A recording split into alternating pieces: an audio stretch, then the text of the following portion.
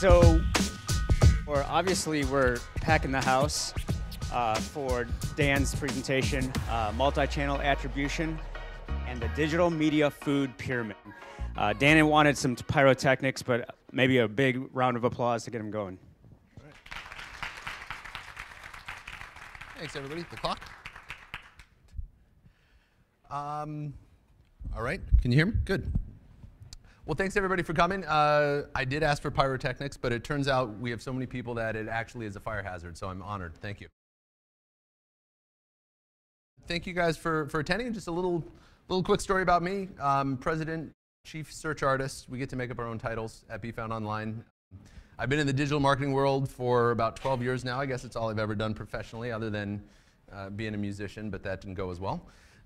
So I've spent time on the client side at large agencies. Was at Google for a little while, at startups, and tried to take that and take those learnings at BeFound Online. We're going to be live tweeting today. There's going to be some suggested tweets on some of these, some of the slides here that Grace, wherever she is in the room, is going to be helping us with. So, you know, I've worked on a lot of different brands, from major consumer brands to B2B. And one of the things I want to get out of today is I'm not going to tell you how you need to plan your budgets for next year. I'm hoping to give you some of the questions to ask and understand some of the data points you need to look at to figure out what kind of mix is going to work best for your company. A little bit about BeFound Online. We're based out of Chicago. We have about 35 people. We basically do everything other than building websites because we're no good at that. A big part of what we do is help companies that have a digital media budget and they want to figure out where to spend it. It's the same question we get every year. Where should I spend my budget? How much should I spend on paid search? What are the different marketing tactics that we should be looking at? So today I want to go a little bit around what's in that digital media mix. How do you look at online versus offline? How many people in the room plan media budgets for online? All right, that's good. How many people think TV is still getting too much budget? I agree. I got some slides that'll help you with that. I'm going to walk through some questions to ask before you get started. Some of the key factors that we look at when we take on that challenge and help a client figure out where should you be spending the budget. We've got a few examples of just what we've seen in different verticals, and we got some back-end data from Google in terms of how advertisers are allocating their budgets this year, and lead off with a few recommendations for 2015. So starting off with a couple disclaimers here. I'm biased. I'm a search guy. I've been doing search my whole life, and I've been stealing TV and display budgets left and right my entire career. But I still believe in offline media. So we work with a number of brands that spend a lot on TV and offline activation, and we see the effects of that online. And this is the live tweet, Confessions of a Searchaholic at ISOM14. And so, you know, where I believe the media isn't moving as fast enough as it should be to online, there's still a big benefit we see from running TV. We do a lot of testing in terms of the online demand that's driven from those offline channels. But it's all about finding the right mix. So, you know, some of the questions we get: should I move some of the TV budget or some of my video budget to YouTube or other online video channels? When do you stop throwing money at paid search? We're just having a sidebar conversation here about you can always spend more money with Google, but it's not necessarily driving more results. And how do you factor in cross-channel attribution? So how does it all contribute to that, to the ultimate goal, and how do the different channels work together? And what should I be looking at in terms of mobile?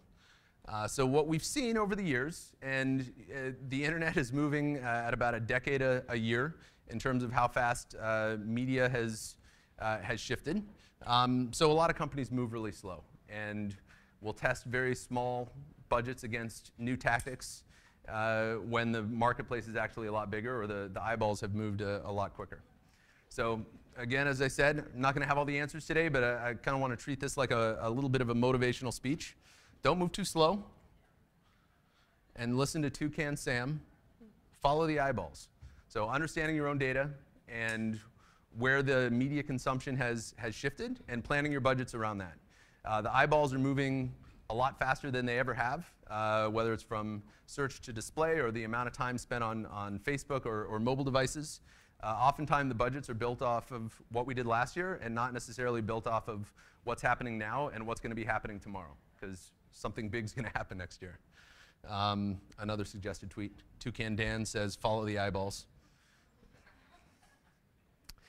So mixing online and offline media. So the bulk of what I want to go through today is in terms of how you determine that digital media mix.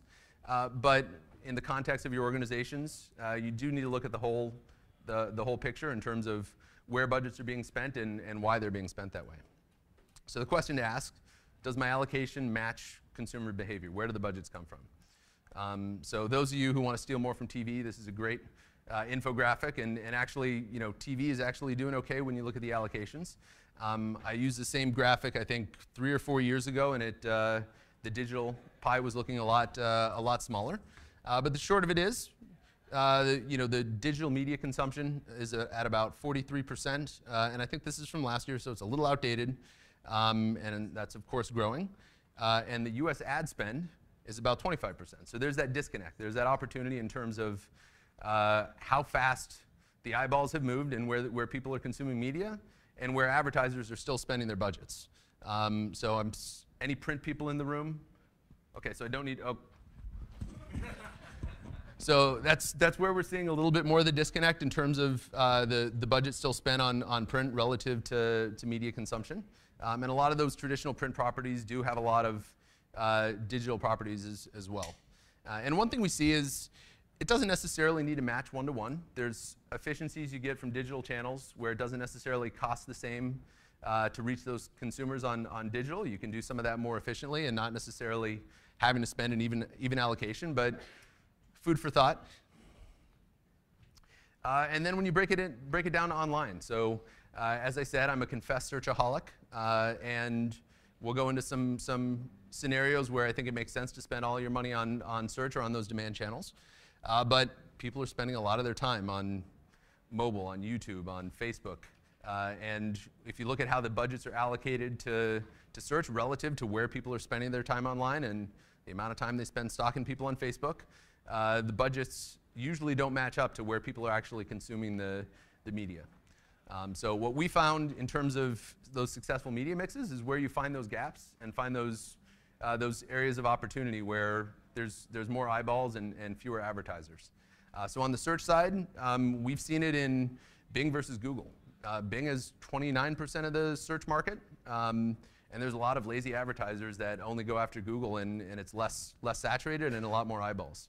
And it differs across verticals. There's some really competitive verticals like e-commerce where every big retailer is as aggressive on Bing as they are on Google. There's some other industries where there's a lot of low-hanging fruit where you can go after those platforms where everybody else isn't. So it's all about finding those gaps and areas of opportunity. So in terms of the path to purchase, it used to be very simple. You started up at the awareness, and there was this clean path that every user went down. And what we've seen, and using some of the attribution features within Google Analytics, when we look at that path to purchase, the traditional story is you start, they see a display ad, or they hear about you on Facebook, and then they search for a category term, and then your brand term, and then they buy. That still happens, but for the most part, the consumer path to purchase, that funnel looks like a bowl of spaghetti. They're jumping between platforms, they're jumping across different devices. One of the game changers we've seen in terms of tracking and actually doing something about this bowl of spaghetti is universal analytics and tracking people across devices. If you were to look at your reports a year ago before UA rolled out, you would look at your mobile device performance and it looked abysmal, and you would look at tablet and desktop and it looked really good and you had great conversion rates. But the reality of it is it's the same consumer accessing your information across different devices. So Google made that shift from looking at the traditional tracking where they drop a cookie on your device and whoever you are on that device is considered a unique session. They're starting to track people or track users with that user ID. So when I'm on my cell phone and tablet and desktop, and I'm a good example of this. I have every device known to man. And I research across them interchangeably. I'll have my phone out, I got the tablet in front of the TV, my laptop at work, and I have my stack of credit cards at home. I use LastPass. I don't really use the credit cards. It's really awesome, LastPass, if you guys ever want to save any LastPass users here. I should just quit this digital marketing thing and be an evangelist for it. Like, it's great. But I only make that purchase on my desktop at home. And so in the eyes of analytics, it looks like desktop. That's where you got to throw all your budget. But the reality of it is, if you're not reaching me across those other platforms and all those other touch points and understanding how that influences that purchase in the end, you're missing a huge opportunity. So the consumers consult an average of 10.4 sources before purchasing.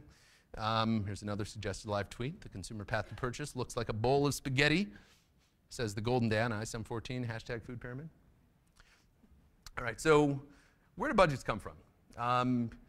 Anybody raise your hand if you've experienced this in your organization? Take last year's spend, add 5%, stamp it, send it to the CEO, and they're good. Any brave souls? Okay, yeah, I've seen it happen. The other is sort of that top-down of, all right, whatever's left over, let's give it to digital. Then they can figure it out. So the thing I want you to leave today is asking that question, why? Why is this my digital marketing budget? Where does it come from? And more importantly, what should it be? What should it be, and how should we figure it out? So key factors to consider. Mobile growth. Duh. I could have added like 10 slides of mobile and everything going up. Mobile's getting bigger. That's usually where we see the biggest disconnect in terms of where the budgets are being spent and where consumers are consuming that content.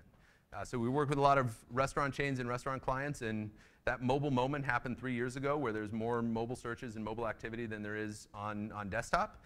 We work with some retail clients where desktop is still beating mobile, but probably by the end of the year, mobile's going to overtake it. So shifting those budgets to mobile and making sure, and Google's rollout of enhanced campaigns was really built around advertisers not following users across devices. The one thing I would say in terms of that, finding those pockets of opportunity, especially on the retail side, most advertisers haven't moved their budgets to mobile as fast as consumers have gone there. And what we found there is there's a significant gap in the amount of advertisers. And when you're dealing with auction-based media, fewer advertisers mean more efficient buys. So oftentimes, if 50% of the traffic is on mobile, we don't necessarily have to spend 50% of our budget there. So it's finding those areas of opportunities, those gaps where your competitors aren't. So the other big thing we look at when we're determining how do we allocate this budget is creating versus capturing demand. And we'll kind of get to this in the I promise there is a food pyramid. It's coming up. But demand capture versus creation. So areas that capture demand, such as paid search, things that are at the bottom of the funnel. If you're not capturing everybody that's looking for your product or service, or if you have a remarketing list that you aren't reaching those people with the right frequency, and these are people who are already interested in your products, it doesn't necessarily make sense to go and spend that budget creating awareness and creating demand if you aren't able to capture all of it. So asking those questions, am I spending enough on mobile?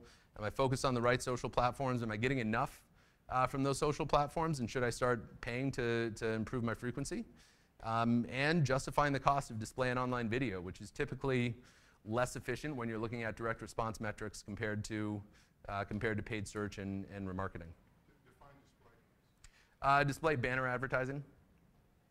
So anything that's outside of search. So Facebook ads is sort of considered in that display realm, but anything where you're capturing demand with the new with the new audience. So one of the things we look at is trying to maximize those demand channels. So within the AdWords world, the auction insight report, it's kind of hidden within Google's interface, but it gives you a ton of data on what you're spending relative to your competitors, who's beating you, what your frequency looks like, what your impression share looks like, all relative to your competitors. So there's a lot of data out there. So hands up in the room of people who are advertising on Google. All right, lots of you. So there's a lot of data that you already have within your account that's going to help answer a lot of these questions. And again, the answers are going to differ depending on what you're spending relative to the opportunity. So the Auction Insight Report, great way to look at some existing data that you already have to inform those decisions and tell you, you might be spending enough in search. You might already be beating all your competition, and spending another dollar in that area doesn't make sense because you've captured the demand that's most relevant to your company. And that's when you want to start thinking about spreading that budget elsewhere and doing some more demand creation campaigns. Competitive monitoring tools, I put 3 up here because I like them and use them quite a bit. There's a dozen other ones that we've used and tested. And using those platforms to look at how you're spending your budgets relative to competitors. SimilarWeb has some really cool stuff with their Pro feature where you can look at what your competition's spending on display, what social platforms are really driving more of the traffic to their website. So really taking your competition and spying on them, seeing where they're finding those pockets of opportunity. And of course, testing for yourself, because just because they're there doesn't mean they're doing it right and making money. So number 3 is understanding the attribution models and using that to figure out how you should be spending your budgets, and again, based on your own data. So hands up in the room again. Who uses Google Analytics or has, all right? Good, a lot of you. So one of the things we really like, it's a recent feature within GA, is the attribution comparison tool. So there's a number of ways that you want to approach an attribution model, and again, there isn't a perfect attribution model. It depends on the goals of your business and how you're looking at acquiring companies or acquiring customers. So one of the things we really like about the tool, it's an attribution comparison tool. It's a little bit hidden under the goals section. And anybody with questions, I'd be happy to follow up and point you in the right direction. But it lets you do some really cool things in terms of looking at your existing data and helping you quantify what a different attribution model is going to do to how you measure your channels. So we'll be posting all of this on SlideShare, by the way. So it'll be easy to find afterwards if you want to dig into any of this. One of the cool things we really like, though, is when you compare the different types of attribution models. And I'll step back into just a quick definition. The point or goal of attribution models is to understand how each sale, how each touch point and consumer touch point influences the sale. So traditional way that you measure everything online is the last click wins. Whether they went to your site directly or clicked on a paid search ad or clicked on a display ad, whatever happened last gets 100% of the credit, and that's how it's traditionally been measured. So attribution modeling allows you to factor in what were all of those touch points. Did that same consumer see a display ad? Did they like you on Facebook? Did they go to your site before they went to search before they bought? And understanding what are all of those touch points that are contributing to a conversion.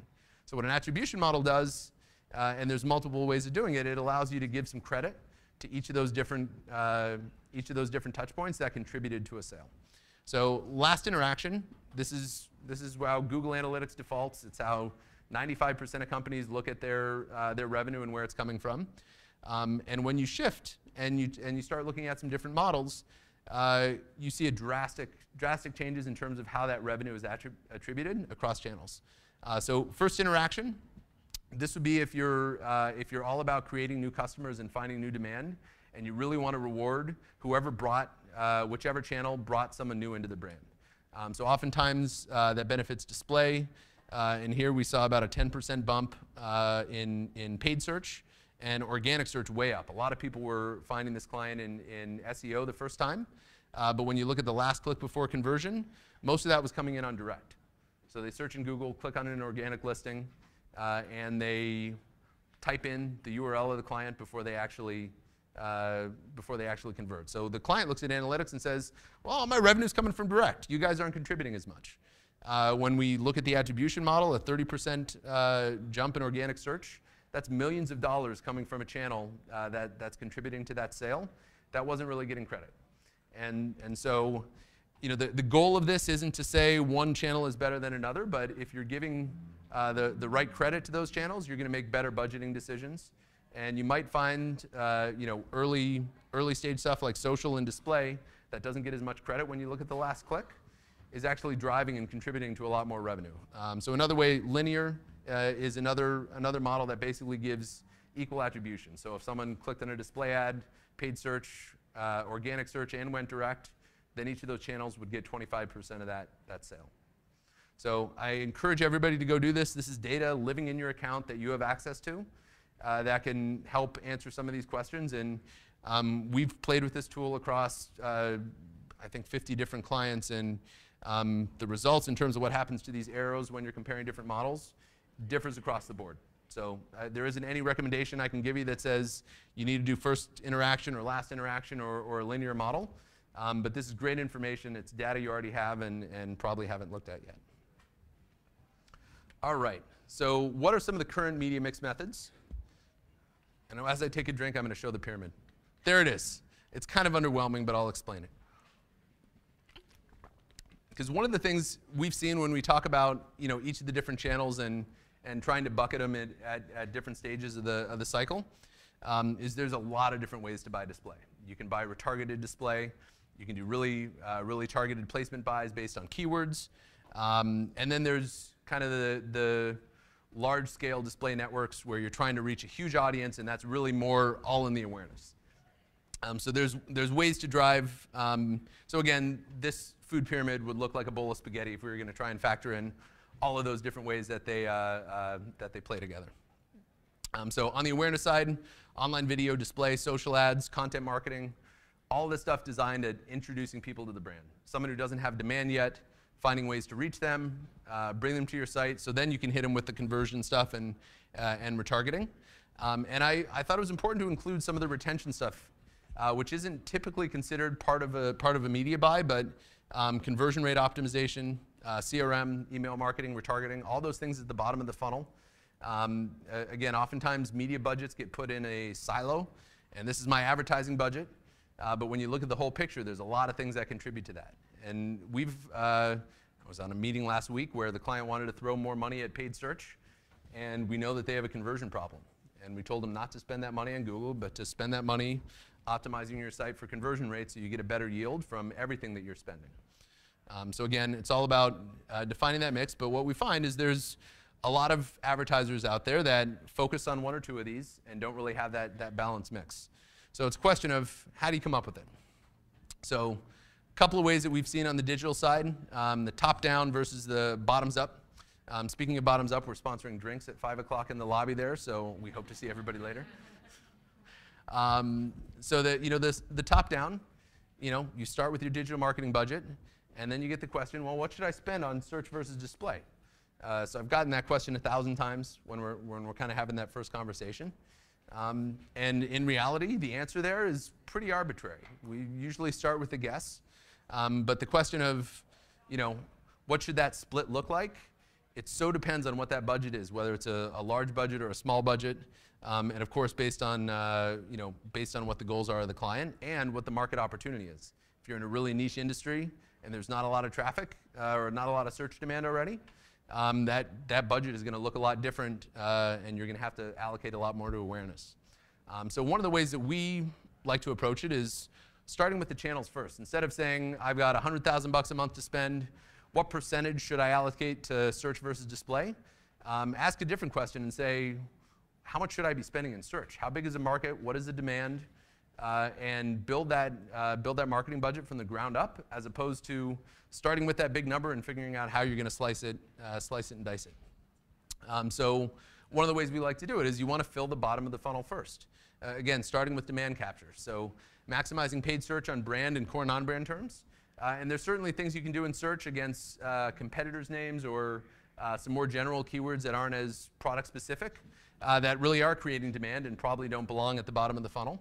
Retargeting, looking at not just site retargeting, but targeting within Facebook, Twitter, remarketing lists for search ads is a secret trick in Google that allows you to remarket within search.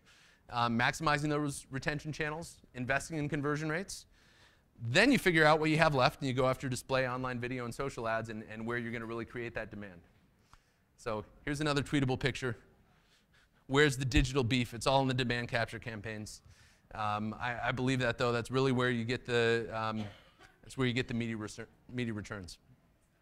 So I'm going to breeze through these again. We're going to publish this online, attempting to show some answers of what a digital media mix would look like. So here's a very simple example. But if you have a really small budget, you're going to spend a lot more from a percentage standpoint on paid search and retargeting. Again, if you're in a niche industry and there isn't a lot of demand, or you're a startup, you're going to probably have to spend a lot more in display and social and letting people learn about the product. So on the large budget side, paid search tends to be a much smaller piece of the puzzle there. So again, going through some examples. So this is an awesome tool. It's probably a little bit small for everybody to see. Again, I'm going to post this, and this is the Google Consumer Path to Purchase funnel. So again, everybody who has Google Analytics, when you create an account, you can check a little box and say, do I want to anonymously share data with Google? So when you say yes, they aggregate that information across industries, and they look at what different attribution models look like across hundreds and thousands of sites within your industry. So it's a really powerful tool. So in the case of automotive, just as an example, social is way over in the awareness. Email, you don't send an email and someone goes and buys a car directly. Direct traffic, you find the dealer you want, you key in that dealer, and that's kind of that last touch point before you make that purchase. So this is some proprietary data from Google and aggregated across advertisers in terms of where those budgets are spent between search, display, mobile, and online video. And when you look at that journey for retail, social is actually a lot closer to the purchase decision.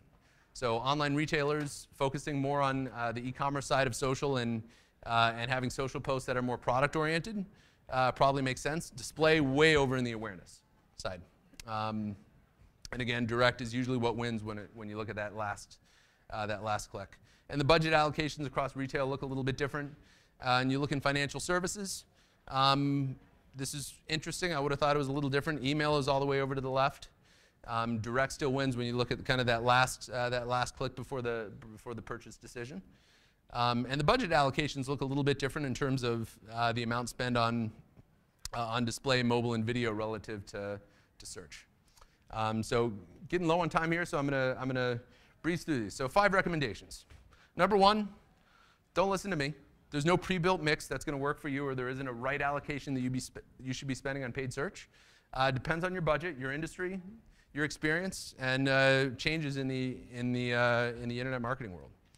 So number 2, it's really tough to plan next year now, or to plan your entire year in January.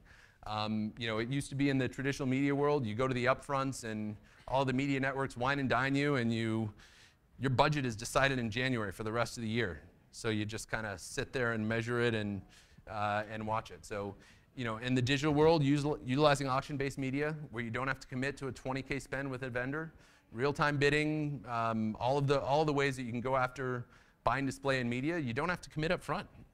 Be adaptive.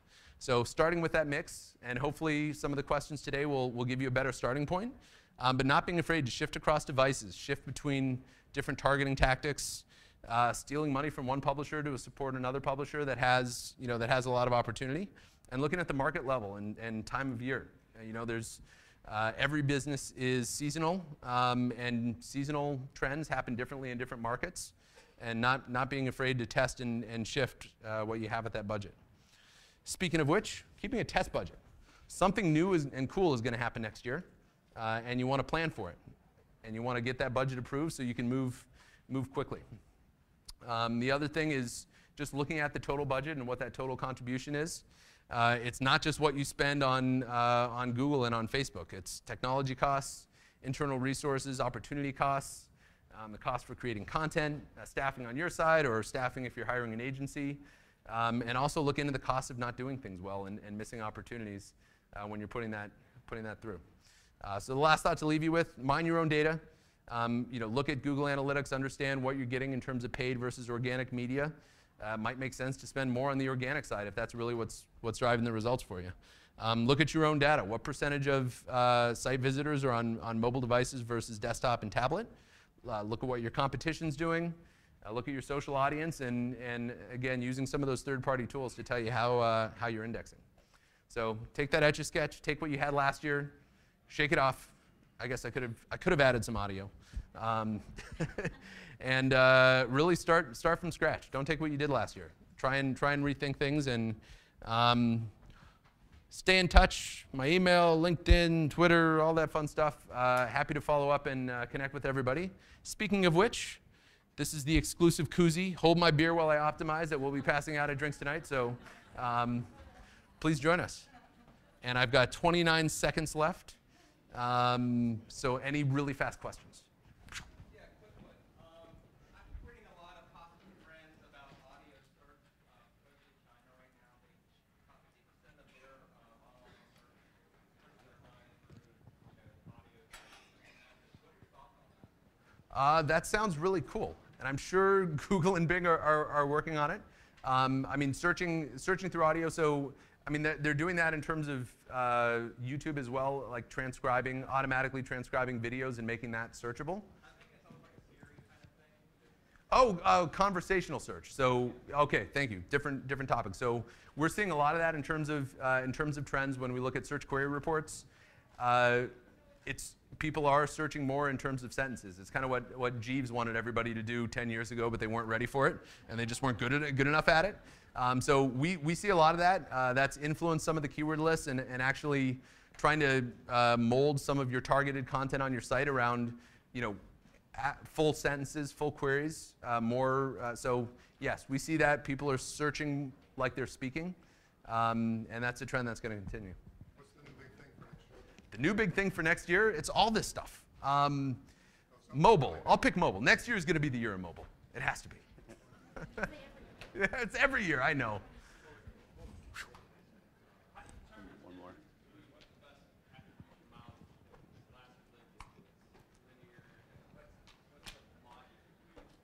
Yeah, so what I would do, so the question was, how do you determine the best attribution model? What I would do is using that attribution tool, because it allows you to kind of look at the comparisons, is to see where you see the biggest deltas or the biggest shifts. And sometimes, that's not necessarily going to tell you the perfect model, but that's going to tell you, wow, these channels are the ones that are introducing customers where the first click should be weighted more. So I would say, figuring out where those big deltas are, and then asking the question why. Why is this work? Why is this driving more downstream traffic and not those direct conversions?